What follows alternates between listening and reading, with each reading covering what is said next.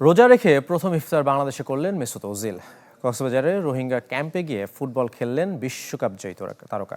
পরিদর্শন করেছেন তুর্কি সরকার পরিচালিত বিভিন্ন মানবিক সহায়তা কার্যক্রম। কক্সবাজার থেকে আজিম নিহাদের রিপোর্ট।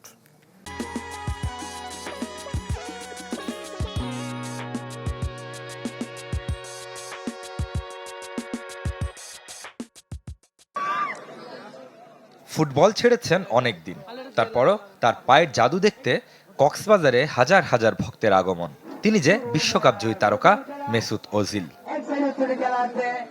বাংলাদেশে নিজের দ্বিতীয় দিন কাটিয়েছেন রোহিঙ্গা শরণার্থীদের সাথে।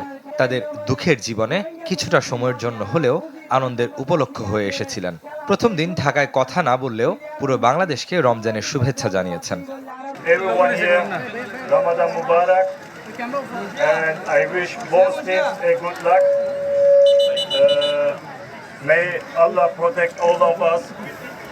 I'm happy that I'm here in Bangladesh today, especially in this place.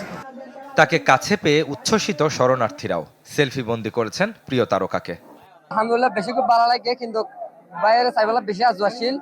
আলহামদুলিল্লাহ আর মন বেশি খুশি হয়ে দেখি ওরে আর মুসলিম প্লেয়ারের আর রাজ্যের রোজার প্রথম দিন একটা বছরের একটা দিন।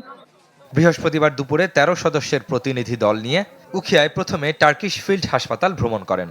এরপর তুরস্কের স্বেচ্ছাসেবী সংস্থা টিকা পরিচালিত এডুকেশন অ্যান্ড কালচারাল সেন্টারে শিশু কিশোরদের সাথে সময় কাটান ওজিল। M10-এর সফরসঙ্গী তুর্কি প্রেসিডেন্টের ছেলে বিলাল এরদোয়ান রোহিঙ্গাদের নাগরিক অধিকার নিয়ে কথা বলেন। নিজ দেশে রোহিঙ্গাদের ফিরিয়ে নিতে তুরস্ক সরকারের পক্ষ থেকে মানবিক প্রচেষ্টা অব্যাহত রাখার প্রত্যাশার কথাও জানান। I would like to call upon the international community to heed and hear the plight of the Rohingya refugees. Cox's Bazar পৌঁছে রোহিঙ্গা শিবিরে কর্মরত তুরস্কের বিভিন্ন সংস্থার প্রতিনিধিদের সাথে বৈঠক করেন ওজিল ও বিলাল। Desk report, channel 24।